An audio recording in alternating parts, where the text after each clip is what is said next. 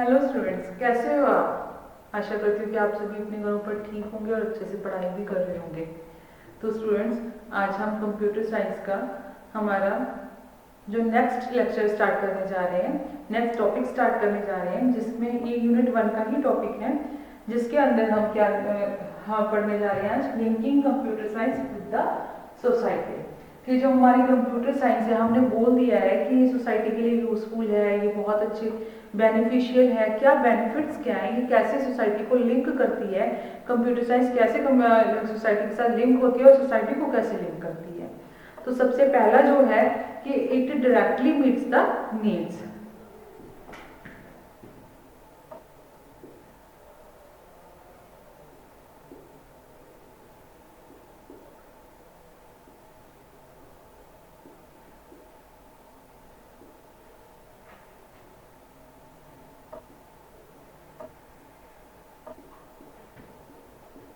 कि जो हमारे कंप्यूटर साइंस है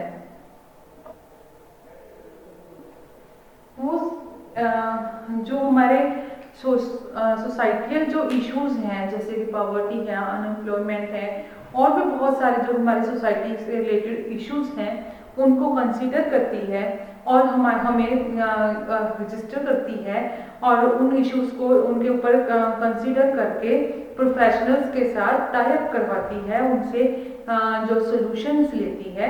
इस तरह से ये क्या करती है, जो हमारे नीड्स हैं, जो सोसाइटी की नीड्स हैं, जैसे कि अनएम्प्लॉयमेंट है। अनएम्प्लॉयमेंट एक बहुत बड़ी सोसाइटी का इशू है, सोसाइटल इशू है हमारा, जो जिसके लिए जिससे ये क्या करेगी, कंप्यूटर साइंस हमें बताती है। जो कंप्यूटर साइंस है उसके थ्रू हमें पता चलता है कि किस तरह से जो क्या क्या जॉब्स अवेलेबल है मार्केट के अंदर, जो पूरे हमारे एरिया में है, कौन सी जॉब्स हैं, प्राइवेट जॉब्स कौन सी हैं, गवर्नमेंट जॉब्स कौन सी हैं, तो उसके बारे में हमें नॉलेज देती है। जैसे कि हम सर्च कर सकते हैं, ठीक है जी। ऐसे ही जो उसके हम उनके प्रोफेशनल जो कोई, जैसे कि पॉवर्टी है, एक बहुत बड़ा इशू है हमारे लिए।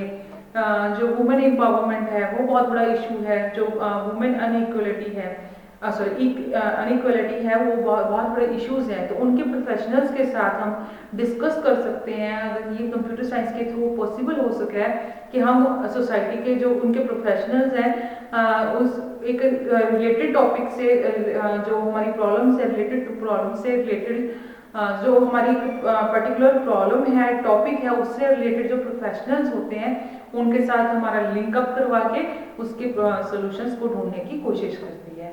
तो ये directly meets the need. Secondly क्या है, it also paves the way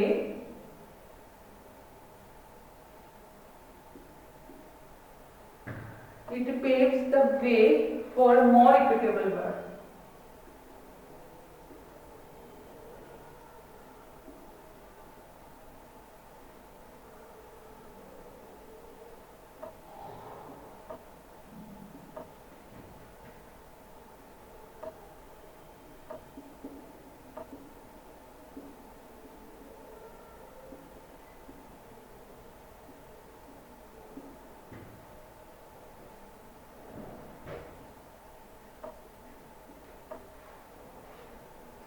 अब हम बात कर रहे थे कि जो इक्विटेबल वर्ड क्रिएट करती है, जैसे कि हम जब ऑनलाइन बात करते हैं किसी से, हम रिकॉर्डेड क्लासेस, या फिर हम जैसे भी इंटरनेट पे जब किसी के साथ लिंकअप होते हैं, तब कभी भी उसकी इक्वलिटी इशू नहीं होता। हम प्रोफेशनल्स को देखते हैं, हम एक्सपर्ट्स को देखते हैं, या हम जो भी हमारी सोल्यूशन प्रॉब्लम्स है उसके रिलेटेड सोल्यूशन कहाँ से मिल सकता है उसको देखते हैं। कभी भी उसके जेंडर के बारे में नहीं देखा जाता, उसके कास्ट के बारे में नहीं देखा जाता, उसके रिलीजन के बारे में नहीं देखा जाता।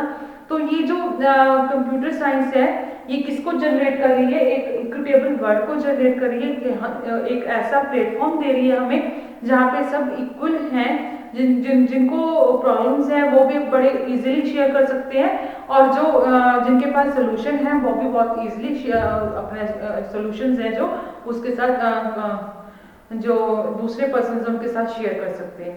तो ये जो है एक इक्विटेबल वर्ड को क्रिएट कर देती है, जनरेट कर देती है एक, क्योंकि ये क्या वहाँ पे जो प्लेटफॉर्म है वहाँ पे कभी भी जेंडर, कास्ट, रिलीजन के बारे में पूछा ही नहीं जाता है। वहाँ पे सिर्फ प्रॉब्लम्स और सॉल्यूशंस और जो भी हमारे नीड्स हैं उनके बारे में ही डिस्कस किया जाता है।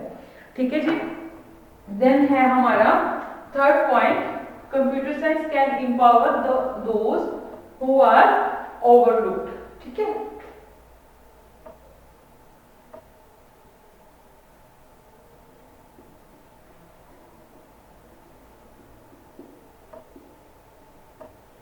Computer science can empower those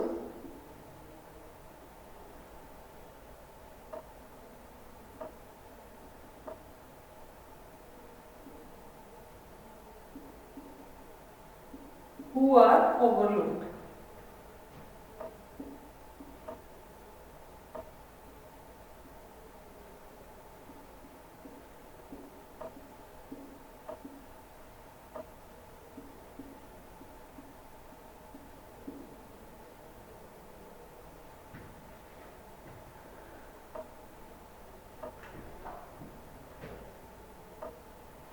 जो कंप्यूटर साइंस है वो क्या है, वो किसको प्रोग्रामिंग कर रही है, एक रोबोट्स को प्रोग्रामिंग कर रही है। वहाँ पे मैनुअल वर्क नहीं हो रहा है, मैनुअल वर्क प्रोग्रामिंग बनाने में हो रहा है। उसके बाद जब प्रोग्रामिंग डन हो जाती है, कोई भी एक सोल्यूशन निकलता है प्रोग्राम का, सॉरी प्रॉब्लम का कंप्यूटर साइंस के थ्रू, तो वो एक प्रोग्राम के रूप में निकलता है, एक रोबोट्स के रूप में निकलता है, एक जैसे हम कहते हैं कि एक जो अगर किसी चीज़ की कमी है, कोई स्पेयर पार्ट चाहिए, जैसे कि हमें किसी एक पर्टिकुलर चीज़ के लिए सबको एक स्पेयर पार्ट की ज़रूरत है, अगर वो निकल के आएगा तो सिर्फ कुछ लोगों तक सीमित नहीं रहेगा, तो फिर जो भी नीडी है उन सबके लिए अवेलेबल इजीली हो जाता है। जैसे कि अभी हम बात कर रहे थे फुली ऑटोमेटिक मशीन की बात कर रहे हैं, डिश वॉशर की अगर बात करें कि जैसे कि एक बार जनरेट हुआ, एक बार निकल के आया सोल्यूशन, कि इस तरह से मशीन्स के थ्रू हम अपने जो यूटेंसिल्स हैं, वो डिशेज हैं, वो वॉश कर सकते हैं, तो वो सबके लिए अवेलेबल हो गया। ये नहीं है कि एक ही पीस बना, जैसे कि अगर मैनुअल वर्क करते हैं, जैसे कि एक शॉल है, एक जो स्वेटर है, अगर वो बन रहा है तो एक बार में एक ही बनेगा, तो फिर वो एक ही की प्रॉब्लम सॉल्व करेगा, सबकी नहीं करेगा। ये क्या है, ये रोबोट्स क्रिएट करता है जो एक बार में मल्टीपल एक जो काम करने लगता है उसको मल्टीपल कॉपीज कर देता है उसकी, यानी कि उसको इतना मतलब इतना ज़्यादा अवेलेबिलिटी हो जाती है उस चीज़ की, उस प्रोडक्ट्स की, कि हम सभी को इजीली अवेलेबल हो जाता है, कोई भी उसके लिए नीडी नहीं रहता है। ठीक है जी। यानी कि जो भी नीडी है उसके लिए अवेलेबिलिटी है, अगर वो लेना चाहे वो उस चीज को, तो उस प्रोडक्ट को लेना चाहे तो वो ले सकता है। ठीक है जी। देन फोर्थ है, it can also accelerate, it can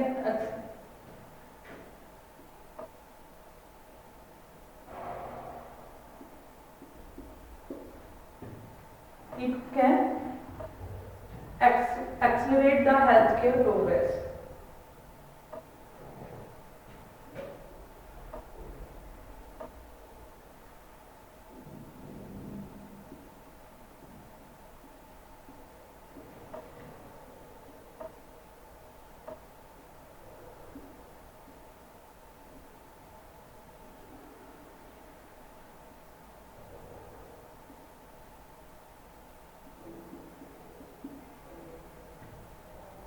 जैसे कि आजकल वॉचेस आने लगे हैं, जिसे हम बैंड बोलते हैं, स्मार्ट वॉच बोलते हैं, या एक बैंड बोलते हैं। वो यहाँ पे आप कलाई पे बांधते हो, उसके बाद आप जो भी आप काम करते हो उसके स्टेप्स काउंट करना, आपका जो डेली का जो वर्कआउट है उसको काउंट करना, और जो आपके हार्ट बीट रेट है उसको काउंट करना। इस तरह से वो बहुत सारी चीज़ें आपसे हेल्थ से रिलेटेड जो आपकी चीज़ें रूटीन के अंदर चेकअप होना चाहिए, उसको वो अपने आप ही डे टू डे चेक करता रहते हैं वॉच। ये क्या है, एक हेल्थ केयर प्रोग्राम ही है हमारे लिए, जो कि कंप्यूटर साइंस की बदौलत ही हमारे पास आया है। कि अगर हम बहुत ज़्यादा हम कहेंगे कि एक बहुत ज़्यादा क्यूरियस है हम किसी चीज़ को, कि हमारी हेल्थ है जो बहुत ज़्यादा हम उसके लिए पोसेसिव हैं, उसके हेल्थ केयर बहुत ज़्यादा अच्छी तरह से करना चाहते हैं, तो हम इस तरह के प्रोग्राम्स हैं जो ले सकते हैं, इस तरह की वॉचेस ले सकते हैं जो कि हमारे रूटीन के अंदर हार्ट बीट रेट भी काउंट करे, हमारे वर्कआउट्स भी काउंट करे, हमारे स्टेप्स भी काउंट करे और हमें बताए कि हम कितना अच्छा हमारा रूटीन रहता है। इस तरह से हम क्या कर सकते हैं, अपने हेल्थ के बारे में बहुत अच्छा केयर कर सकते हैं। ये सब पॉसिबल भी कंप्यूटर साइंस की वजह से ही पॉसिबल हो पाया है कि हम अपने जो हम पहले हमें क्या होना करता था, हम क्या करते थे, डॉक्टर्स के पास जाकर चेकअप करते थे, लेकिन अब हम घर पे ही चेकअप कर सकते हैं। बीपी करने की चेक करने की छोटी छोटी मशीन्स आ गई हैं, जिससे कोई भी जिसको नहीं भी आता है वो भी कर सकते हैं। जस्ट बटन दबाने होते हैं और यहाँ पे लगा के आप अपना बीपी उसमें रीडिंग आ जाती है अपने आप जो शुगर टेस्ट कर सकते हो। बड़े इजी हो चुकी हैं ये चीज़ें जो हर कोई चेक कर सकता है। वो सारा किसके द्वारा पॉसिबल हुआ है, कंप्यूटर साइंस के द्वारा ही पॉसिबल हुआ है, जो इजी अवेलेबिलिटी भी हो गई है और इजी यूजेबिलिटी भी हो गई है, हर कोई यूज कर सकते हैं। ठीक है जी। देन है आपका कंप्यूटर जो साइंस है कैन एक्सपेंड कम्युनिकेशन।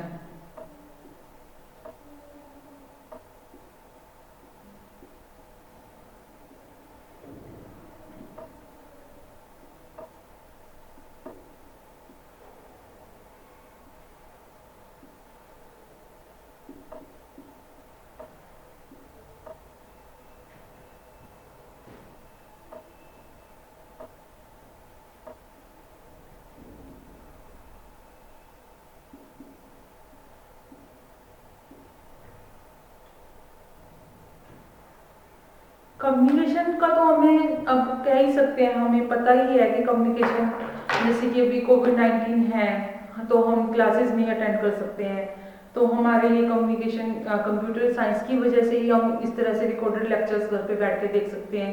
इतना इजी हो गया है। ऑनलाइन क्लासेस जूम ऐप के थ्रू लगा सकते हैं, हम व्हाट्सएप के थ्रू हम अपने जो नोट्स ले सकते हैं, या फिर हम कॉल के थ्रू हम इनको इंफॉर्मेशन ले सकते हैं। कम्युनिकेशन बहुत इजी हो गया है। जैसे कि पहले था चिट्ठी पत्रों के द्वारा कम्युनिकेशन होता था, लेकिन अब क्या है, फिर ईमेल आईडीज आए, जो चिट्ठी पत्रों ने किसका की जगह किसने ले ली है, ईमेल आईडीज ने ले ली है, ईमेल सेंड कर देते हैं अभी।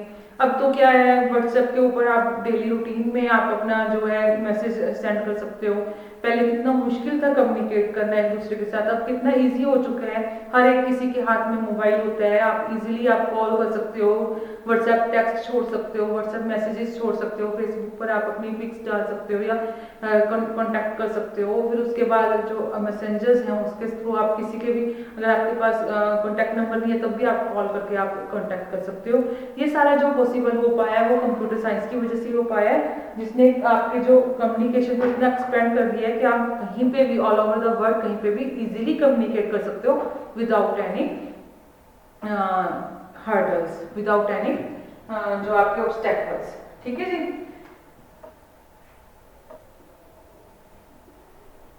It also further the education.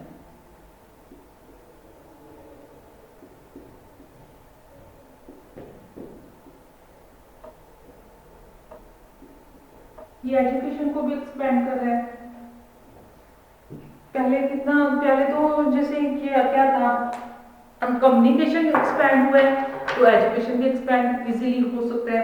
जैसे कि अभी कोविड-19 का टाइम था तो हमने घर पे बैठ के स्टडी कर ली, हमारी स्टडी पे इफेक्ट नहीं हुआ।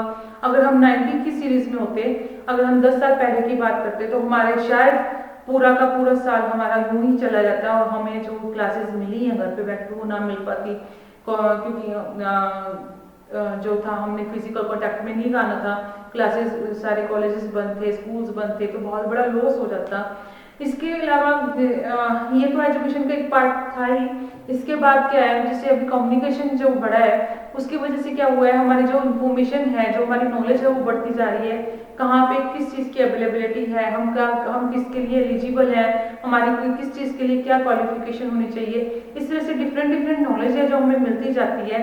और जो जब ये नॉलेज मिलती है, हम गैदर करते हैं, हमारे नॉलेज में कुछ नए चीज़ें आती हैं, तो हम उसके लिए हम जो है अपीयर होते हैं, तो हमारी जो एजुकेशन है वो वास्ट होती जाती है, हमारी जो है एक्सपेंड होती जाती है। ठीक है जी। तो ये कुछ पॉइंट्स थे जो कंप्यूटर साइंस को लिंक कर रहे हैं सोसाइटी के साथ, और सोसाइटी आपस में लिंक हो रही है कंप्यूटर साइंस की वजह से, जिसकी वजह से हमें बेनिफिट्स मिलते हैं। इसके साथ ही था ये पॉइंट, एक ही टॉपिक था, linking computer science with the society and approach in teaching. इसका सेकंड पॉइंट जो है अप्रोच इन टीचिंग।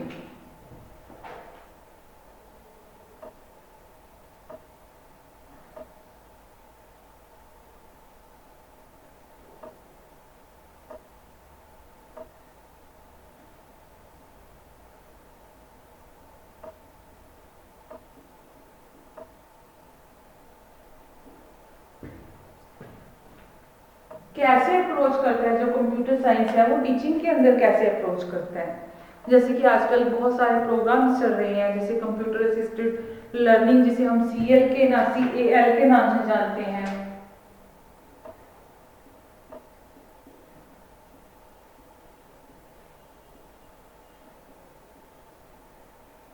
जो एक लर्निंग के लिए सॉफ्टवेयर है, जिसके थ्रू स्टूडेंट्स हैं बेटर लर्निंग कर सकते हैं।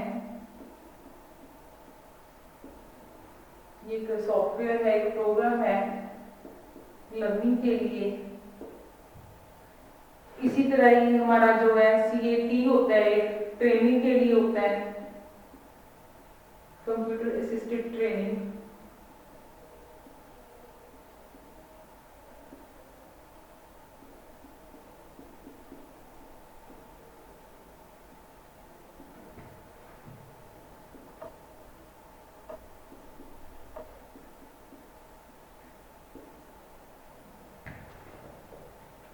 जैसे कि हमें जो है एक लर्निंग के लिए भी चाहिए, एक हमें मैनेजिंग के लिए भी चाहिए, जिसे CAM बोलते हैं, कंप्यूटर असिस्टिंग मैनेजमेंट बोलते हैं। एक हमें टीचिंग के लिए, इस तरह से बहुत सारे जो अप्रोचेज हैं, बहुत सारे प्रोग्राम्स हैं, बहुत सारे सॉफ्टवेयर हैं जो डेवलप एग्जिस्ट करते हैं इसके लिए, डिफरेंट प्रोसेसेस के लिए। जैसे कि ये कंप्यूटर असिस्टेड ट्रेनिंग है, इस तरह से एक टीचिंग का भी प्रोग्राम है, एक लर्निंग का भी प्रोग्राम है, एक मैनेजमेंट के लिए मैनेजिंग का भी एक प्रोग्राम है। तो इस तरह से डिफरेंट अप्रोचेज हैं जिसके थ्रू हम क्या कर सकते हैं, जो कंप्यूटर साइंस है जो हमें टीचिंग के अंदर अप्रोच करती है, जो हमारा टीचिंग लर्निंग प्रोसेस को बेटर करती जाती है। इसके अलावा जो हमारा प्रोजेक्ट मेथड है, laboratory method, problem solving method, inquiry method,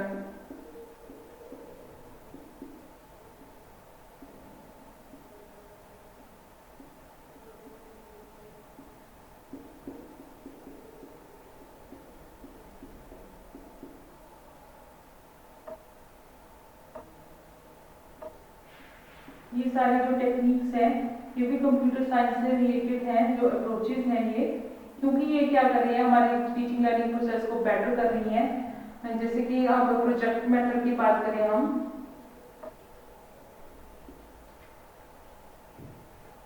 अगर हम प्रोजेक्ट मेथड की बात करें तो प्रोजेक्ट मेथड के अंदर क्या होता है कि हम